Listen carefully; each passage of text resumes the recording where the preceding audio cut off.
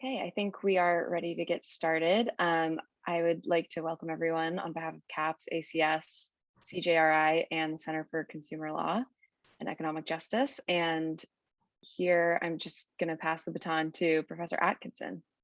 So thank you everyone for being here with us. Thanks so much, Delaney. Good afternoon, everyone. Welcome. I have the distinct honor and privilege to introduce Senator Sheldon Whitehouse, who represents Rhode Island in the United States Senate. It goes without saying that in these things, there are time constraints in terms of introduction.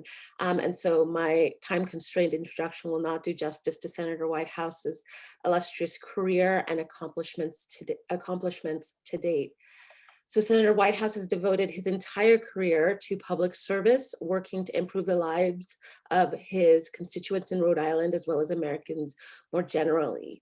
He's a graduate of Yale College and the University of Virginia School of Law, and he served as an assistant, a special assistant, and then assistant attorney general in the Rhode Island Attorney General's office.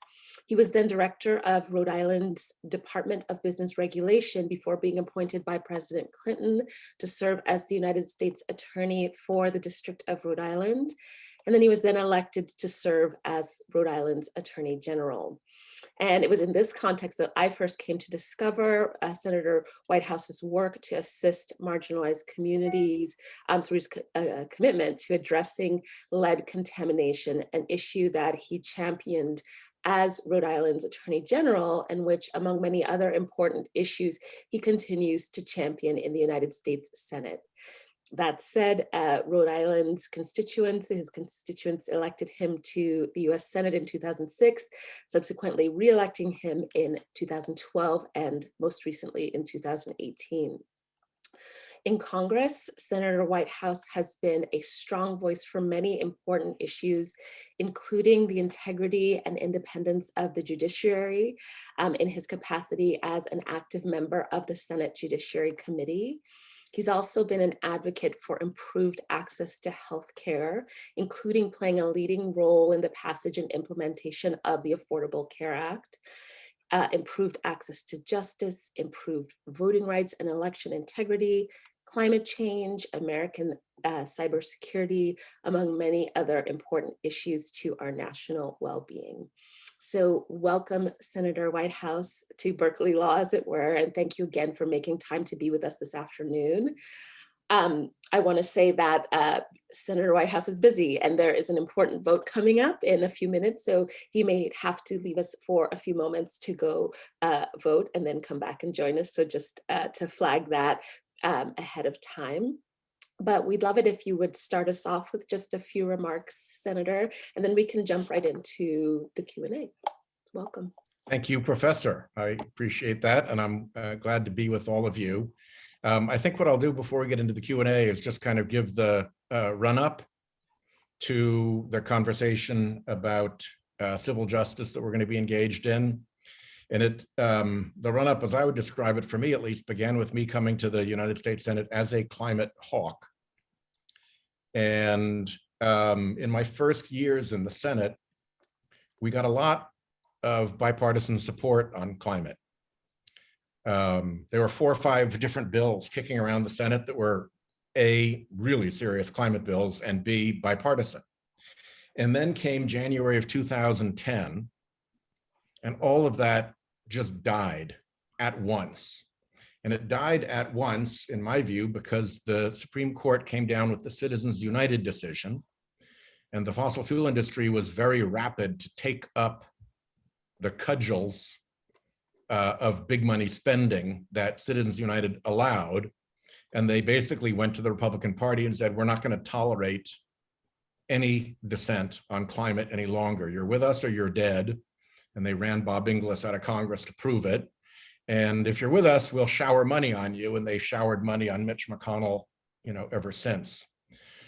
So I began to do battle with the fossil fuel industry over this and learn about the array of front groups, many dozens of front groups that they have set up to embark on their climate mischief, to hide their own hands behind all these anodyne sounding, but essentially fake groups. And as I learned more and more about that network, I began to notice the overlap between that network and what was going on, particularly in the Supreme Court. And the more I dug into it, the more it began to look like that network of basically right-wing billionaire-funded front groups was also meddling in the Supreme Court. And it's hard to tell how this works because they've managed to hide the money quite well. But the Washington Post reported recently that there's been about $250 million that flowed into an array of these front groups that were involved in the Federalist Society program, the turnstile, if you will, for getting judges onto the Supreme Court. And multi-million, $10+ million contributions were coming into the Federalist Society while it had the turnstile. And that's an obvious recipe for mischief and fraud. And then we began to see these TV ads put out by this group called the Judicial Crisis Network. And they were getting $10, $15, $17 million checks from an anonymous individual to run those ad campaigns. And that also seemed, pretty weird and pretty inappropriate. And we began to see the cases pile up. So with the help of the American Constitution Society, I did a report. And at the time, we were able to show 72 Supreme Court decisions under Chief Justice Roberts that had the following characteristics. One, they were decided by a bare majority, 5-4. Two, it was a partisan 5, a partisan majority of all Republicans.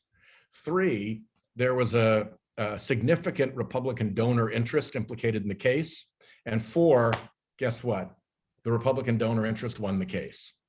And as we dug deeper, we found that in many cases, those outcomes trampled over traditional conservative judicial doctrines like originalism or minimalism or textualism or simply, precedent. So I began to look at that now as a more coherent system. And then, of course, I started showing up in these cases as an amicus and noticed that the amici around me were full of also front groups that had no real purpose other than to file amicus briefs and wouldn't reveal who their donors were. So it began to look like a small group of very big donors was picking the judges, running the TV campaigns for the judges, and then running a whole slew of amicus briefs, basically a dozen at a slug, to get what they want disclosed, described to the justices. And I think that whole system seemed pretty rotten. And so I've begun to dig and poke and scratch at it. And when I do, I get the most delicious reaction from the right-wing front group forces of communication, like the Wall Street Journal editorial page. I'm their new favorite senator. I think they've done 20 hostile editorials on me in the last 15 months, maybe. So clearly I've struck a nerve, and I think that's a sign to keep digging. And little by little, more and more senators are joining me, so that the last brief that I wrote in what was the Becerra case, and is now the Rodriguez case, because Becerra went to Health and Human Services, I was one of 15 senators, 14 senators joined me on my brief. And they included the chairman of Judiciary, the chairman of Finance, the chairman of Appropriations, the chairman of Rules. So this has gone from being a solitary pursuit to something that has really, I think, gathered quite a lot of interest and concern. So that's how we got to where we are, and I'm happy to talk about any questions that raises. Sure. So I will be monitoring questions on the side, but I have, I'll have some of my own. So I want to start by, really thinking what I hear you describing is, sort of uncovering the significance of the connection between economics, or how we think about the economy writ large, and politics, right? And so if Citizens United stands for the proposition that, there's speech in how you spend your money, which allows then, the various dark money entities to come in and truly affect governance. So what are your thoughts about the role of the economy, economics in politics, in what you do in the Senate? Well, there are two problems with the way we're operating right now. The first is that in a relatively ideal democracy, everybody has their voice, they've got their effort, and they've got their intelligence, their ability to frame ideas. And we're all more or less equally endowed with those. When you add money into the equation, you have billionaires and you have people who are scraping to save $500 to have in the bank for their families. And that creates a terrific imbalance when you let unlimited amounts of money into politics, because the only people who benefit from that are the people who have unlimited money to spend and who have a motive to spend it in politics. So it adds a very toxic and unbalancing factor into the sort of baseline of ideal democracy. But that is made much, much worse by allowing that money to be anonymously spent. So that instead of the ad running against me saying Sheldon Whitehouse is a big fat jerk and we think you should throw him out of office, we're ExxonMobil and we approve this message, that actually might help me in Rhode Island. They can run an ad that says Sheldon Whitehouse is a big fat jerk and we think you should throw him out of office. And this message was brought to you by Americans for Peace and Puppies and Prosperity. And everybody knows that that's not real. Nobody will answer who's behind it. And this array of identity scrubbing machinery that has been built since Citizens United, 501c3 and 501c4s, Donors Trust, the identity scrubbing donor advised trust, simple shell corporations, all of that made this big money secret. And that makes it even more dangerous because it makes it unaccountable, which is a restraint on some of the worst behavior by a big spender. And it deprives the citizen of knowing who's who on the political stage in front of them. And you can't be an effective citizen and make effective judgments about what's happening in your democracy if it is withheld from you who is who on the political stage in front of you. And that's the situation that we're in. It's sort of the worst of both worlds, with both unlimited money and secrecy. I'll ask one more question, and I'm going to go to our Q&A. And I think because we have, many of our Berkeley Law students asking questions, I think they'll ask you to bring to bear your considerable experience as an advocate and as a lawyer that's clearly informing how you go about serving the public. So I want to try to make a connection between, if we let Exxon, for example, stand in as our big corporate interest here that might be funding policy changes that actually turn out not to benefit people more generally. But in our pandemic economy, we worry about the well-being of the economy more generally, right? And so if we can accept the notion that, the well-being of big corporate entities, whether as employers, as significant actors in the economy is important, how do you think about connecting sort of the other side? And I don't mean to suggest that Exxon's advocacy has necessarily anything to do with its concern about serving its employees, et cetera. But there's some connection there. So how do you balance those interests, or think about balancing those interests? I don't feel that the connection is very strong, particularly as a senator from Rhode Island, where our economy is really driven by small businesses, and how much Exxon makes in a profit really doesn't have much effect on anybody's life in Rhode Island. Add to that the fact that these very, very big and powerful organizations are likely to be fairly unscrupulous about what they ask for. They aren't running their asks through a public benefit screen and removing the ones that don't meet a public benefit test. If anything, it works the opposite way. And a lot of it is done through lobbyists and through trade associations and through political threats that are all sub rosa, that are not, apparent to the public around you. So you're not really accountable for what you're asking for. So I would put a very big bet on the side of, if we got rid of, frankly, corporate influence in politics, period, but if we got rid of very big money, and if we got rid of secrecy, we would actually see the economy move better and more efficiently, because everybody would have a chance to make their case to Congress and to get laws that do the general good as opposed to Congress becoming a captive of a very selfish group of very big right-wing industries and billionaires. Thank you. So let me pivot then to, first question from Chandni Chala. Given the plight, so this is taking us in a different direction, but certainly still current. Given the continued plight of Black Americans in this country at the hands of police, for example, the current trial of Officer Chauvin killing, the recent killing in Minnesota, there's another killing in Minnesota, video from Virginia of the lieutenant from the US Army being pulled over. Unbelievable. It's unbelievable. Is Congress planning on doing anything about the issue of qualified immunity? I think so. We're working on that issue right now. The police reform measures that have been put forward are very separate from each other. The Republican one was very separate, and Leader McConnell gave it almost no time. It was like one vote done, and there was never any conversation with the Democrat about what should be in the bill.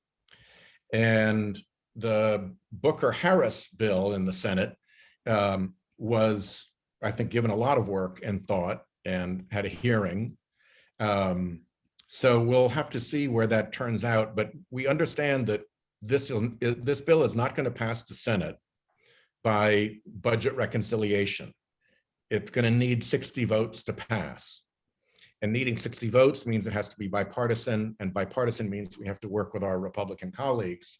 And I'm trying to find a way through the qualified immunity problem.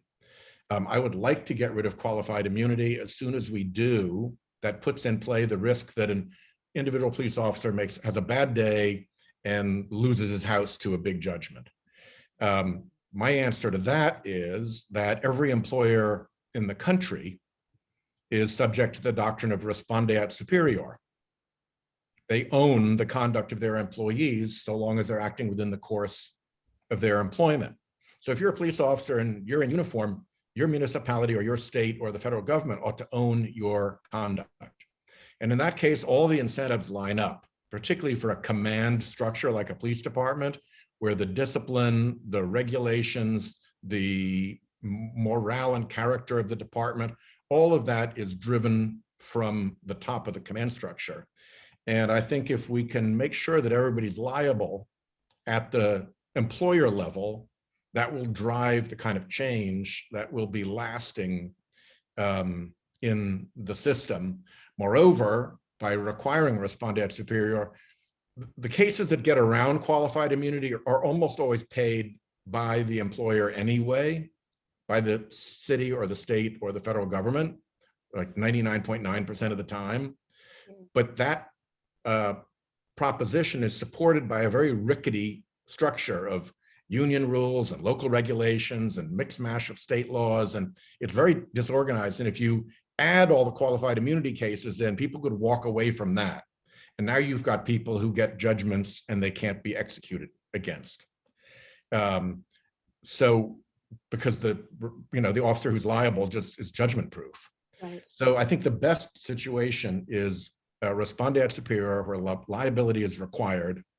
And then you can drive all these cases through, and the poor plaintiff who gets knocked out by a qualified immunity defense can still now make their claim, and they get to fight their way through to a jury and make their case. And if they get a judgment in their favor, they've got the city or the state or the federal government to collect against. So they got a real judgment that actually pays. And I think that that's the way around qualified immunity that gets rid of some of the pitfalls and that creates an incentive structure to put an end to the police misconduct.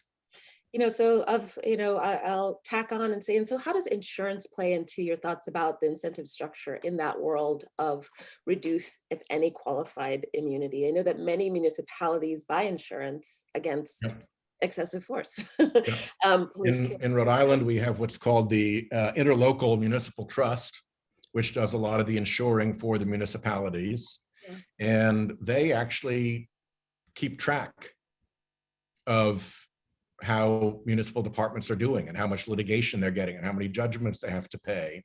And they've leaned in to support our local police departments getting accredited. So we have a lot of local police departments that have gone through the ordeal of accreditation because they've been pushed by the insurers who want to avoid the liability.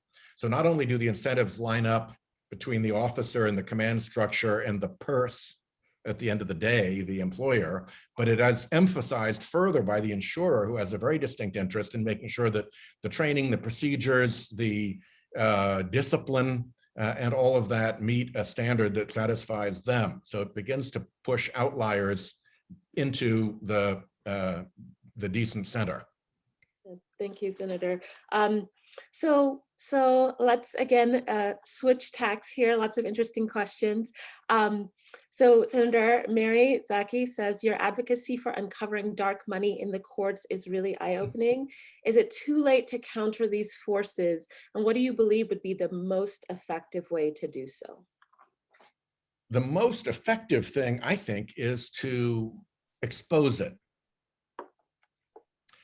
so that people, know the story. First of all, you've got to expose that it's happening, and then you've got to dig down and find out who the people are. So let's just say the 3 judges that the Federalist Society ushered onto the court, they were supported by political TV ad campaigns by the Judicial Crisis Network. The first was the anti-Garland, pro-Gorsuch campaign. The second was the shove Kavanaugh through his troubles onto the court campaign, and the last was Justice Barrett. And in each case, they got big individual checks, like $17 million, one donation. So we don't know who those people were. It's arguable that across all of those campaigns, it was the same donor, which would add up to about $50 million, which means somebody paid $50 million to influence the makeup of the United States Supreme Court. And we don't know something really basic, which is, did that person have business before the court? Mm-hmm. So I think we can dig into this. Our problem has been that when Republicans controlled the House and the Senate, we couldn't get anybody to issue a subpoena. Now in the makeup of the Senate, where we're 50-50, under the organizing resolution, we still can't get subpoenas without a Republican joining us, and none of them want to yet. So we're working with our House colleagues who have subpoena power to try to dig into this. And I'm sorry to say that has not been as energetic as I would like. We've made some requests that have been rebuffed, and we have not yet gone to challenge those rebuffs and issue a subpoena that then can provoke a case, and then you can get the matter resolved. It's going to be a long, bloody fight because they really don't want to show who they are.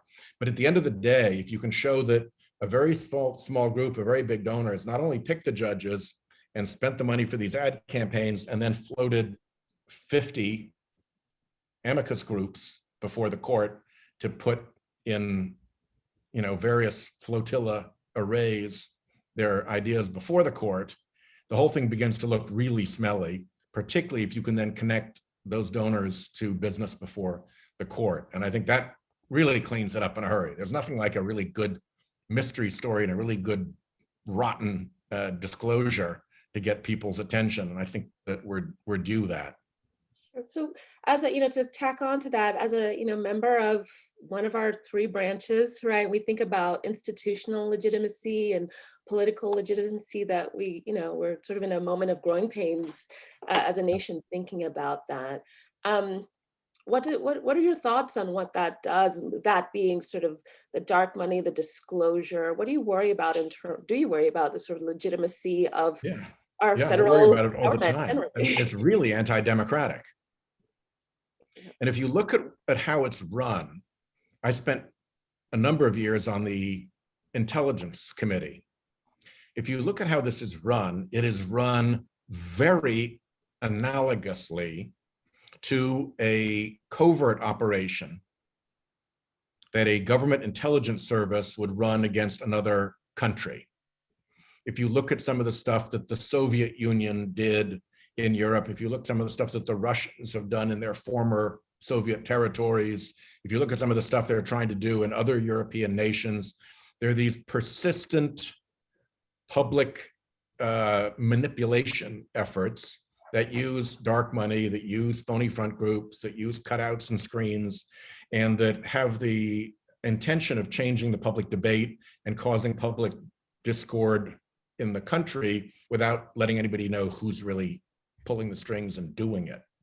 And so I think what's happening right now is that we've got this little crew of billionaires and big industries that are basically running a covert operation against their own country in order to grab power and control institutions of government.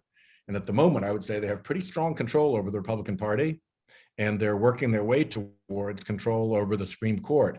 The only thing that holds them back at this point is some residue of concern for the legitimacy of the court on the part of the justices whom they have ushered onto the court. That's not much of a check. Indeed. So let's look at another question here, Senator. So Ashley Johnson is asking, what hopes do you have for President Biden's Commission on Supreme Court Reform then? And also, has Congress, I think this is contemplated, expanding the size of the lower courts to help counter effect the success with which the Trump-McConnell have flooded the judiciary with very conservative judges? Yeah. There are two things going on. One, there's a need to expand the number of lower court judges. And actually that was put forward under the Trump administration. And the only thing we need to resolve there is a schedule for when they get filled so that the Republicans will go along with it, because every single appointment doesn't go to President Biden. So I think that's doable. And because for the district courts, the local senators still have a lot of discretion. The blue slip, so-called, is still honored. There's a natural check with respect to the district courts. At the circuit court level, it gets much thornier, and that's where the focus of this dark money machinery has been. And I think the Republicans will be very reluctant to let Joe Biden have many new circuit court seats, particularly with so many of the circuits in very close balance. So we'll just have to see how that plays out. I hope that the court commission looks beyond just doing an academic review of all of the different reform measures that have been proposed and doing a kind of, scholarly evaluation of the different methods. I hope they actually, call some witnesses, ask some people some questions, and see if they can get answers and explain some of this dark money stuff that was going on. I really hope they ask some really good, smart, dark money questions. I think the American people deserve that. And to overlook it is really to overlook a rhinoceros in the living room. It is no small thing to overlook. So I hope they go there. Now, one last thing I'll say on this is that if you're a lawyer and you want to ask for extraordinary relief, you've got a pretty good burden that we should welcome to prove the case for why you need extraordinary relief.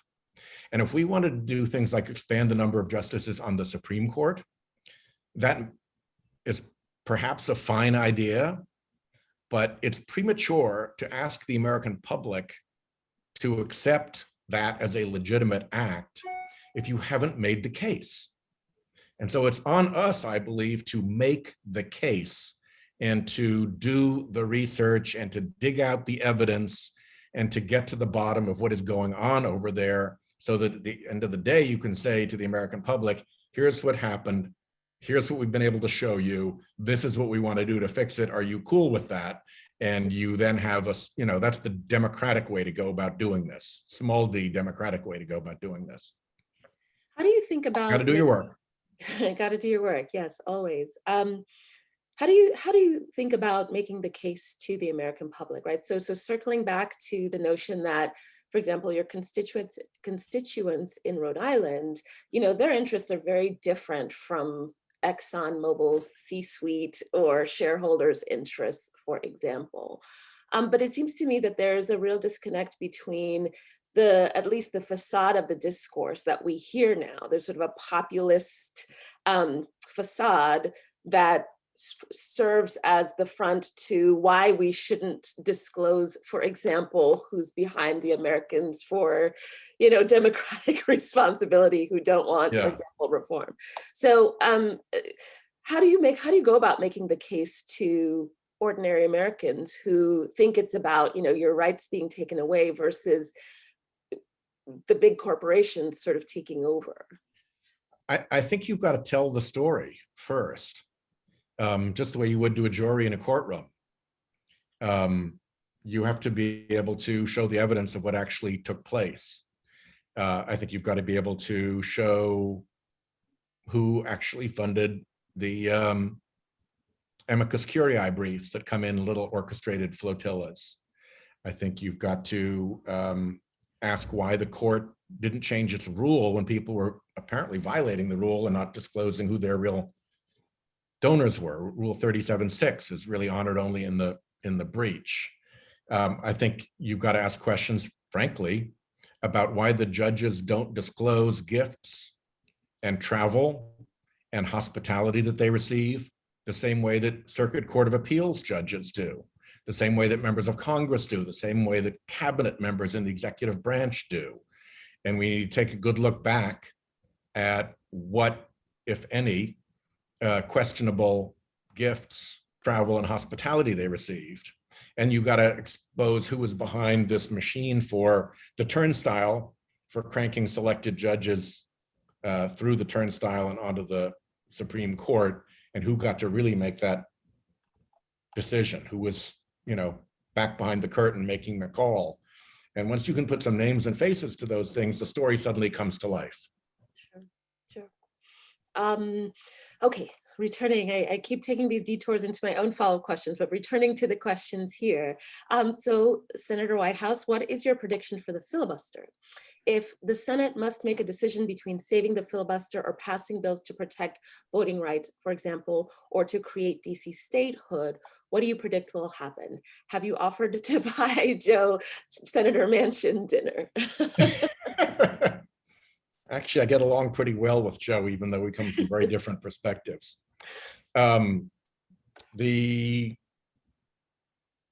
are a bunch of different questions about the filibuster. Question one is, should we come right in and just blow up the filibuster? That's the hardest question, because you haven't made your case.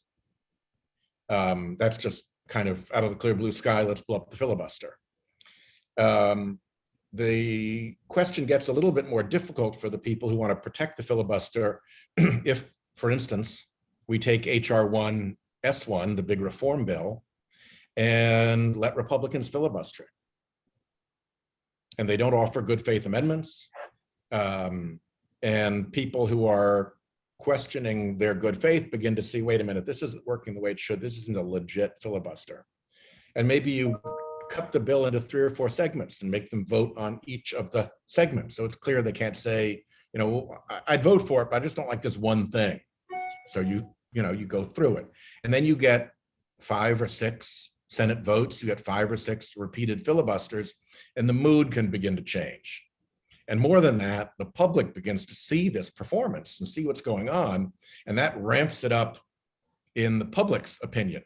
We're all fascinated by the filibuster in the Senate, but Joe Rhode Island walking down the street really couldn't care less about the filibuster. And we have to make that issue real by actually having the fight so that people rally around us because we're actually having the fight. And I think it's not unimaginable that if we were to have that fight, the pressure and the behavior of the Republicans comes to a point where we get our folks. And what we're trying to get done is so popular with the American public that even if we can't get it done until after the next election, if we're fighting on this issue, we've got the very best chance to win in 2022 and maybe pick up 2 or 3 seats in the Senate, so that now we can do what we need to do without having to have the entire caucus united. We can let a few people who disagree have their say, but we get it done anyway. So I think that's the way it has to play out. There is no magic button. Wish there were. right? So on a side, taking more liberties, how do you think about reaching across the aisle, right? The story, daily is the political polarization. What are your thoughts about reaching across the aisle in case there isn't, the positive net gain in Democratic seats in 2 years? Well, there are a couple of ways to get legislation passed. You can do it by unanimous consent, and a lot of small stuff goes by unanimous consent, and it's obviously bipartisan. I do a lot of legislating by unanimous consent on issues that matter to me. The other way is to get something into a bill that's going anyway, like the National Defense Authorization Act. But it's hard to do that if the bill doesn't have bipartisan support. You don't need unanimous consent. You can still have, 10 cranks who won't vote for anything who will vote against this bill, but the 90 who will support it is enough of a signal to the managers of that bill that they will allow it in. And now you ride along, the train's going, the bill is going, and you're in the bill. And nobody's voting specifically on your bill, they're voting on the whole package, so you get to ride along with it. And that works pretty well, but again, it requires bipartisanship. Bigger things can be done that way, but it has to be bipartisan. Where the partisanship really shows up is in the places in which the Republican Party has drawn the line and said, we will not let you do this. And that's where you just, I think, have to have the fight, because ultimately it's necessary. Voting rights is one. Yeah. Dark money is a second, and climate change is a third. Now, the climate change thing is getting so awkward for them that they're starting to allow small climate. I've got probably 4 climate bills passed with Republicans, but they'll make a difference and they're good and they'll reap, good rewards in the future, but they're not the bill that we need to prevent the calamity that we can foresee. So, it's important to understand that even when you're making small victories and saying, yay, bipartisan victory, that's not good enough. You actually have to solve the damn problem that is coming at you. And that's where it's going to be just a matter of, I think, of real warfare. And political warfare, obviously. Of course. And we got to just go after them and show who's funding them and dig out, all of that. So let's see. Hello, Senator. It says this is from Gerson Smoger. Hey, as an advisory he was board one member. of the filing lawyers for one of my briefs. There you go. Very good. Very good. So as an advisory board member, I want to thank you for doing this for CJRI. And I'm curious whether Cato and other libertarian groups are lobbying against, again, back to qualified immunity, given that they're part of a legal court coalition fighting it. Other question is whether there's any possibility that we can really wedge the large corporations on the voting rights issues rather than their public pronouncements. I am not aware of Cato and the big libertarian climate denial, dark money organizations being very interested in qualified immunity. I think that is primarily the police unions. And I think that's probably really what's driving it the most. And also a general sense that people who haven't thought about this much, that they don't want to be the one who has to own the 22-year veteran who had one bad night and lost their home, and now everybody's, So that's where I think having the respondeat superior replacement is the way to go, because it takes that threat off the table. You still have to deal with the police unions, but I think that's where it's coming from. I don't think this is a big ideological thing. I mean, it only affects, the way we would solve it, I think, would only affect police officers and not other municipal or state employees protected by qualified immunity, because it's just not an issue there. And I'm sorry, I forgot the second bit is whether how do we really wedge the large corporations on the voting rights issue rather than public pronouncing their Yeah, well, there was a wonderful piece, if you want to look up Jennifer Rubin. She was a conservative columnist for the Washington Post, but she went never Trump, and she's formidable. And she wrote a really, really strong column about the corporate support for voting rights, and how it was, didn't show up until after the bill had passed. Thanks a bunch, guys. And how it was mostly, public relations statements. And she gave a whole list of, okay, guys, if you were really serious about this, here are 8 things that you could do that would really make a difference in terms of changing the direction of this stuff. And of course, they've done none of those 8 things. And for me, I see the exact same thing happening in the climate space. I see corporations all over the place talking a good game about climate, often doing good climate stuff in their own corporate precinct. But when they come to Congress, climate is not on their agenda. The big California Silicon Valley titans who talk such a big game about climate change, their trade association, TechNet, didn't even mention climate change a year ago, didn't even mention renewable energy a year ago in their glossy presentation brochure that they put together. And they have renewable energy companies in their membership. So there's a very embarrassing spread for corporate America between what it tells the public it cares about and what it tells Congress it cares about. And we have to do a much better job of illuminating that gap and showing the discontinuity there. So, on that note, I keep coming back to, where we started, Exxon and Rhode Island. Yeah. I would just say that, one way to think about it, as someone who thinks about it, just the effect of economic, well-being on small, regular folks, is that when we ask corporations to do good, that's just not that's not their priority, right? As a legal matter, they have to prioritize other interests than serving the public. And it's only when, maybe there's an alignment between their bottom line and serving the public that even as a legal matter, in terms of their fiduciary duties, that they can do that.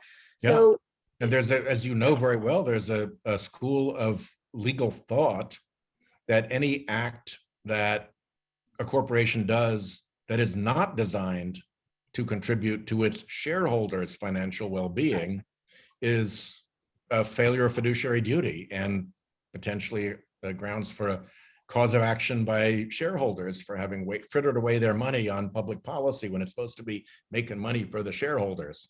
Right. So we haven't really settled that question as a matter of law, let alone as a matter of policy. Well, so then as a matter of policy, how could the Senate, the Congress approach trying to further align those interests, right? Coca-Cola cares about voting rights in Georgia because it looks bad for them, and that's where they're headquartered, right? Yeah. So they've made some statements, or it's the skeptics among us would say, of course they're going to do what's publicly acceptable, and then when they send their lobbyists to the Senate, they're going to really hard to do.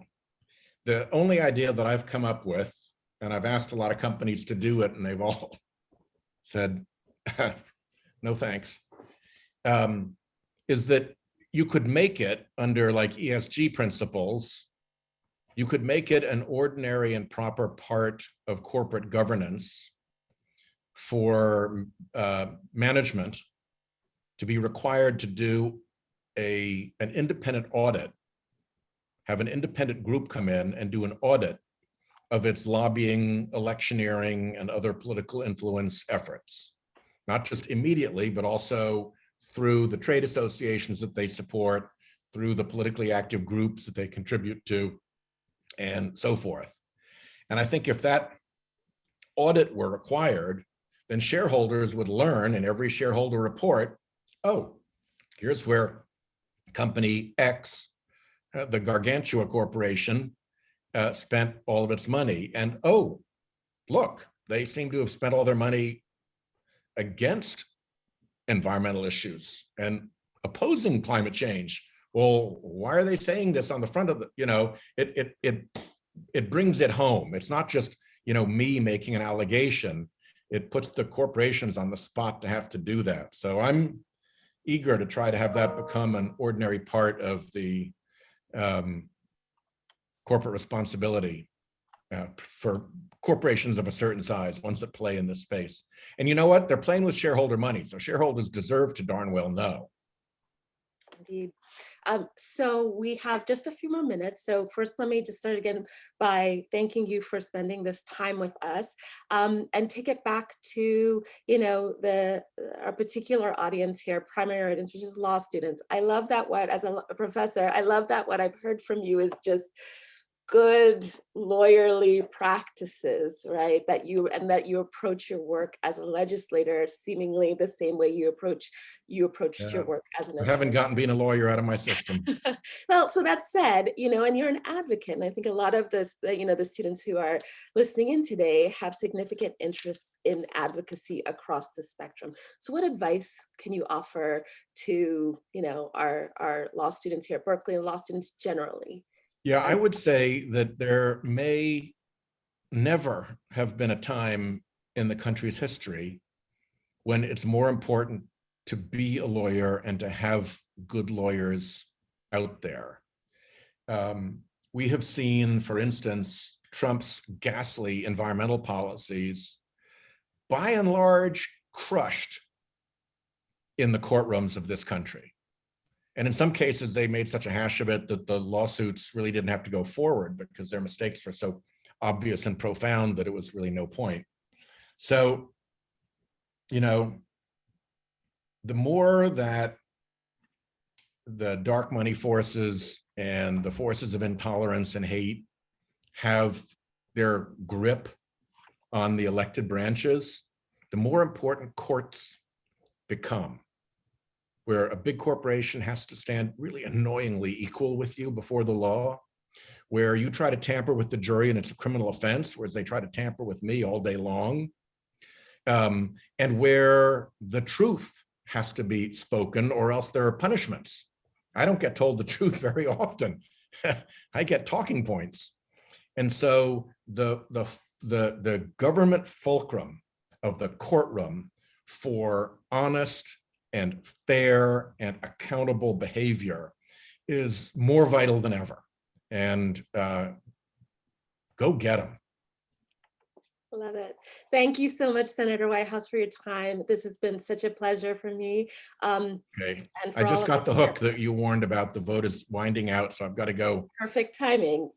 Thank you all for participating. Professor Atkinson, thank you so much for this engagement. I appreciate it. And Delaney, thank you for teeing this up. All right. Take good care.